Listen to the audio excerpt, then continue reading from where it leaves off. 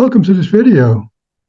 This video will be about apostasy and the relationship that it has with Arianism and how Arianism was a foreshadowing of some of the events that we see today. And we can learn from what transpired with the church during the heresy of Arianism back in the 4th century. I'm doing a video on this subject because I've recently seen 4 theologians, and they were grappling with this idea and also with the concern that they had regarding the state of the church as it is today and the current apostasy. And I thought if they're grappling with this crisis in the church and understanding what it means for us, and voicing a concern regarding the future of the church, and what could it mean for us, the normal laymen who do not have their training or understanding of such matters. So much of the concern that they voiced was regarding the outcome of the current synod that's, I believe, going to end next year in October. At least that's the schedule. And it's reported that that synod, and it's their understanding, which I'm going to convey to you, that the focus seems to be upon same-sex unions, couples living in an unmarried state, women ordination, and married clergy, and also climate change. Now, if that is the case, then it would be true that the theme of the synod is very secular, humanistic, and materialistic. And regarding the latter, the married clergy and climate change and women ordination, it appears to be voicing the echoing of some of the sentiments of today's society, which unfortunately is not Christian, and many would say neo-pagan regarding its laws and customs. Now, the beginning of it, the first two that I mentioned, couples living in same-sex unions and those living in unmarried states together as if they were married, it could institute sacrilege, Eucharistic sacrilege, and undermine the sacrament of marriage. And Sister Lucia of Fatima mentioned that marriage and the family, they would be the last battleground of Satan. So there appears to be some legitimate concern. And if what they're hearing reported out of the synod is true, and that's saying that's an if, then there is definitely a reason to be concerned. And the other thing I would point out is if these are indeed the topics of focus of the synod, then you'd have to also consider what topics should have been discussed that were not being discussed. And I think that would also be telling regarding the purpose of the synod and its objectives. So what I'd like to do, and I mentioned that we're discussing Arianism as an analog for what's occurring today, is I'd like to look at some of the potential parallels that exist between Arianism and also the apostasy of today. And let's start with a beginning. We'll start with the definition of Arianism. It's a very high-level definition, but I think it'll suffice for the conversation. Arianism basically is a non-Trinitarian heresy, where the Arians, it was begun by a prelate named Arius, who lived outside of Alexandria, and this is back in the 4th century, as I mentioned. He posited that Jesus was not consubstantial with God, that he was like him, but not the same. So it's interesting, this video is being produced right after the video, which was about 2 videos ago, that we did on the beautiful unity of the Trinity. But that being the case, that of course is a non-Christian view, because if you don't believe in the Trinity, then you're considered to be non-Christian. And some of the Protestant denominations have departed so much from the faith, and even from each other, that they're not considered Christian any longer. One is Jehovah's Witnesses, and the other are the Mormons. And some may say, oh, but they're not Protestant because they're not even Christian. But they have their roots in Protestantism. They both began in so-called Bible churches in New York. That's where they have their roots. And the problem with people interpreting the Bible for themselves is it's kind of like the American analogy of, they call it whisper down the lane, where you pass a message from one to another, to another, to another. By the time it gets to the end, it sounds nothing like the message that was passed. And if everyone is interpreting the Bible on their own, well, you can imagine that that would be the case with religion as well. The other aspect I want to get into regarding the Arianisms are those characteristics of it that appear as potential parallels to today. One is that the majority of people who were previously Catholic became Arian. And St. Jerome has a famous quote, which I'll paraphrase: "The world groans in surprise to awaken one day and find itself Arian." Now, that doesn't mean that the majority today are schismatic or in heresy, but there are definitely a great many that have either ideas that are, if not formal heresy, material heresy. And the difference being that material heresy would be having heretical ideas but not knowing it. There are many in that situation. And I believe half of congregations, they do not believe in the real presence of Jesus in the Eucharist and believe that it's only a symbol. And that's something I believe could be easily corrected if there was a will to do so. The other parallel is the apostasy of the state.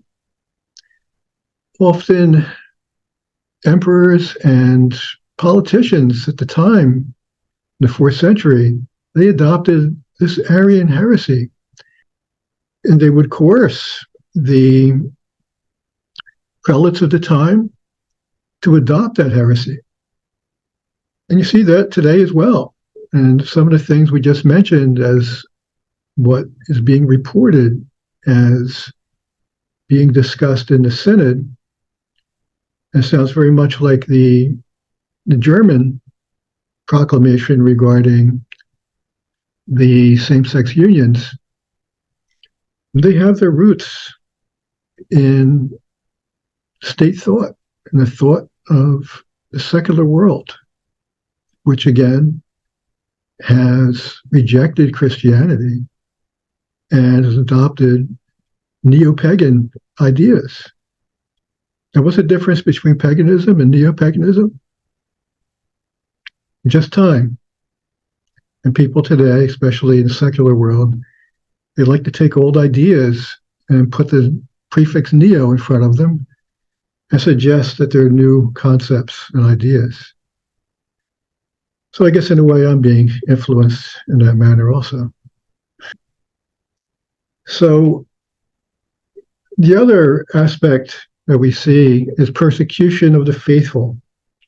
And we see that evident and growingly evident today in the church, where we see contemplative religious organizations being shut down, and basically they're being persecuted. They're being strongly recommended to disavow their rule of life that they've been living in these contemplative religious societies. And these are new religious societies. They've been around for hundreds of years. Also, we see the persecution of what you would call faithful priests, where they're being suspended, or even worse. Now, one could try to argue and rationalize each one and say there was a reason for this. But I'd be very cautious in doing that. When you see a trend like this, don't look for individual reasons, because the reasons may be more overarching. They may be an overarching reason that is looking for excuses to do what I just said, to suspend a faithful priest or laicize it. And you don't want to be complicit in covering up for such an activity.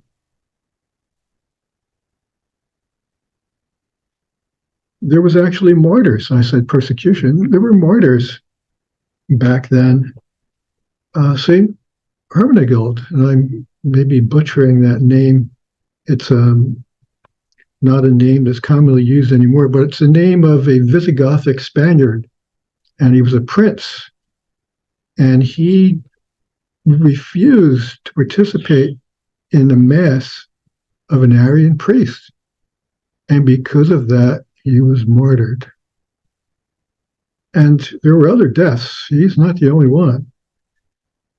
We had excommunications, we've had violence, and we've had deaths back then. And you could look at the analogy of a suspended priest who is doing nothing but discussing that which should be discussed, of trying to maintain the faith and to propagate the faith with his congregation, and perhaps discussing things that have gone out of favor, like sin and judgment. Now, what had happened back then, because of what I'm stating, is the church actually became, in some places, a church of the desert. And what I mean by that is that the church would become hidden, and masses by faithful Catholics were conducted in secret, often out in the desert or in the woods or in someone's home where they could not be found out. And we've seen occasions of that in the past where the state has outlawed Catholicism and require them to meet in private or in hiding, especially in the recent experience we had with communism in Eastern Europe. And I could also think of another example during the Spanish Civil War, where the communists, they were actually martyring priests and nuns. Now, you can imagine that in a situation like that, where you have to have Catholics that are meeting in silence and in secret, that we had a schism back then, and we did have a schism. And I'm going to rely upon the work of St John Henry Newman in this situation, where he did an excellent work. It's probably a definitive work on Arianism, and it's called Arians by St John Henry Newman. Is this topic of the Arian heresy, and also just studying the patristic fathers in general, made him decide to become Catholic and to leave the Church of England and to join the Roman Catholic Church. But before I do that, I want to touch upon God's response. And it's a response that I think gives us hope. God's response to Arianism was to raise up a great plethora of saints. And the list is very impressive. So I'll just list a few, and I'm not listing them all, but these are the ones that are most well known, I believe. St. Ambrose is one that I just mentioned. I quoted St. Ambrose above. And St. Gregory. Actually, there are two St. Gregories. St. Athanasius, St. Basil, St. Jerome, St. Cyril. And the hope that we have in looking at what God did back then in the days of Arianism to bring up and raise up these stalwarts of the faith to defend the faith, there's a hope that we have today. And I believe that these people are already present, and we just don't recognize them as of yet. And I can see them coming out, and they're defending the faith. And they're trying to provide pastoral care for the flock in these turbulent times, in these very tumultuous times. So the other aspect of this, which I think is very important, and we cannot diminish it at all, is the disposition of the Pope. And back then it was Pope Liberius. Now, and Pope Liberius, if you look at current apologetics, they say that Pope Liberius agreed with the Arians, but he did so under duress. In other words, he didn't do it by his free will. And it's an important matter because it's one that the apologists struggle with regarding, can a pope become a heretic? Well, Pope Liberius definitely, he promoted what would be considered to be the Arian heresy. However, in today's apologetics, what they tend to do is they say that he did so not of his free will, and therefore it's not what he intended, and it's not a heresy. It's an argument that says the Pope cannot become a heretic or ever espouse heresy.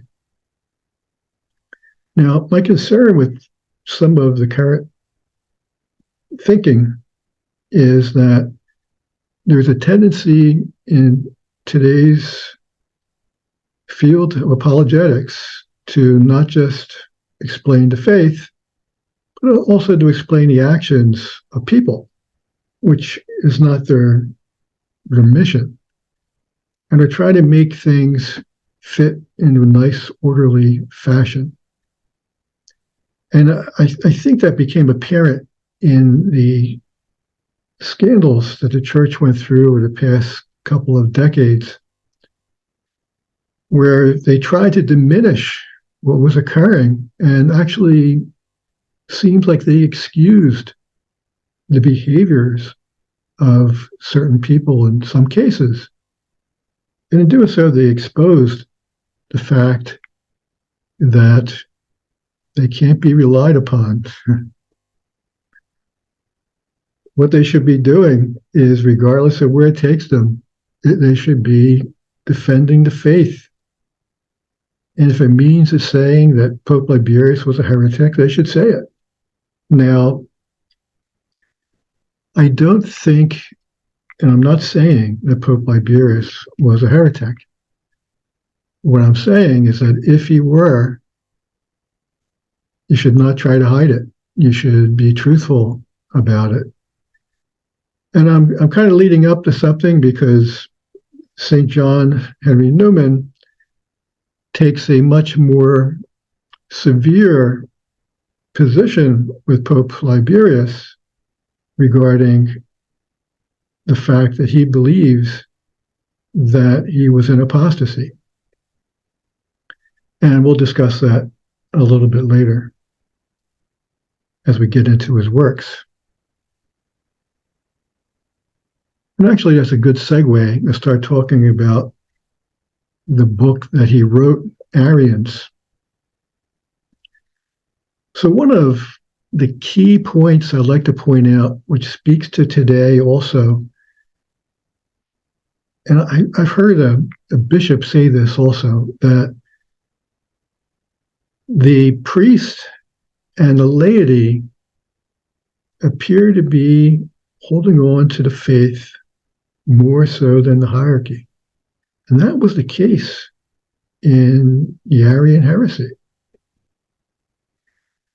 So St. John Henry Newman said that it's actually the laity and the priest that saved the church.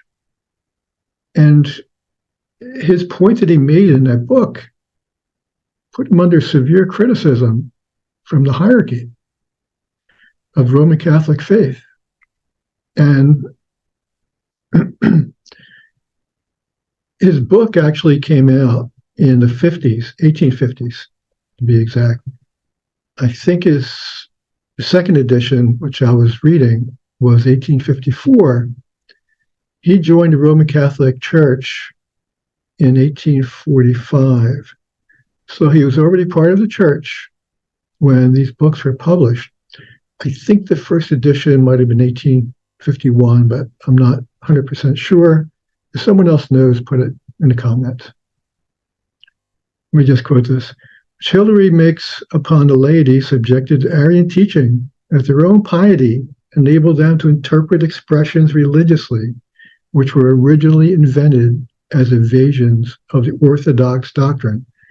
So what he's saying here is that the laity, because of their piety and their fidelity to the faith, what's been handed down to them via word and tradition, it enabled them to escape the error that was being presented them by bishops who became Arian. And when he talks about evading the Orthodox doctrine, he's talking about not the Eastern Orthodox Church, but he's talking about either being faithful, which is Orthodox, or not faithful, which is being heterodox. So the language that St. John Henry Newman uses to discuss the Arians and also the faithful are telling as well. So the Arians he frequently refers to as heretics or schismatics, and the faithful Catholics, he always just refers to them as Catholics. So these are people that, regardless of the heresy, they've held on to the faith. And it's these people who are Catholics, and they are the church, the real church. And it brings up some important dynamic. So there were cases that I mentioned where the bishop would become Arian, so he would become a schismatic himself and a heretic. And also, I mentioned that Pope Liberius was espousing these Arian views, so he was basically promoting Arianism. Now, it may have been under duress, and it may have been against his will, but to the faithful who perhaps did not know the circumstances, especially in days like then, where there's no rapid communication, they viewed it as the Pope has become a heretic, and my bishop has become an Arian heretic. So it puts them in a situation, and maybe that situation also could be related to some of the German faithful that feel like they're in the same position where their bishops are beginning to espouse heresy. And they are put in a position, do I obey the heresy and go along with it, or do I maintain the faith that we've always had for the last 2,000 years? And I think in light of the fact that the German bishops would also be schismatic with Rome, I think that makes a choice pretty clear. But going back to the language that's used, the idea of schism, and I'm going to take this from Catholic Answers, so I'm going to give them the credit for it and quote them. It says, the mere fact of rebelling against the bishop of the diocese is often a step towards schism. And even St. John Henry Newman says that in the cases where the bishop has become Arian, it puts the faithful who maintain the faith, not Arianism, it puts them in a position of schism with the bishop. So it's kind of confusing, I think, but there is some insight that can be given here into our current situation and what I just mentioned in Germany. So if a bishop becomes schismatic and you're no longer in communion with the bishop because of the schism, because you don't adhere to it, then it's like a double schism where you're not in communion with you're in schism with the bishop, and the bishop's in schism with Rome. So the truth is that, and this again is according to St. John Henry Newman, that you were the faithful, even though you're in schism with the bishop. But we go back to Pope Liberius. And in Pope Liberius, we have some interesting quotes from St. John Henry Newman. I'd like to read some of these to you. And again, the language is a bit difficult. So this is in regards to a creed that was put together by the Arians that Pope Liberius signed onto. Thus carefully composed, it was signed by all parties, Eusebians and Semi-Arians, as well as Pope Liberius. Eusebians being compelled by the emperor to submit for the time to the dogmatic formula which they had gradually abandoned. And then he goes to say a bit more, and this is in reference directly to Pope Liberius. Were it desirable to enlarge on this miserable apostasy, there are abundant materials in the letters which Pope Liberius wrote in renunciation of Saint Athanasius to his clergy and to the Arian prelates. So what he's saying is, besides this creed that was signed, and I think the apologists, I think in apologetics, they often point to this creed as being one that he signed under duress. He's also saying that there's abundant other evidence that Pope Liberius was promoting this Arian heresy in his letters. Now, again, that could have been under duress, and we don't have real clarity of that after 1,600 years, but I think it's important to be open-minded here and say that there was a tendency by Pope Liberius to perhaps be a person who was very weak and would go with the flow. And in that case, and according to St. John Henry Newman, he's basically referring to it as an apostasy. But many of the concerns that we have today that we started off this video with regarding the disposition of the current synod is, I guess, addressed in some of the analogies that we see in Arianism. But what can we learn from this looking forward in our own situation? Well, I think the story gives us a happy ending. And the church actually came out stronger out of this Arian heresy than it was before. It had two councils, Council of Nicaea and Constantinople, and the church came out more vigorous and solidified than it ever was. And also, a lot of that can be attributed to these great saints that I mentioned here. And we should comport ourselves in this apostasy that we find ourselves in this crisis, is we should be like the Arian faithful. Do not move in your faith, and do not accept anything that is against faith and morals.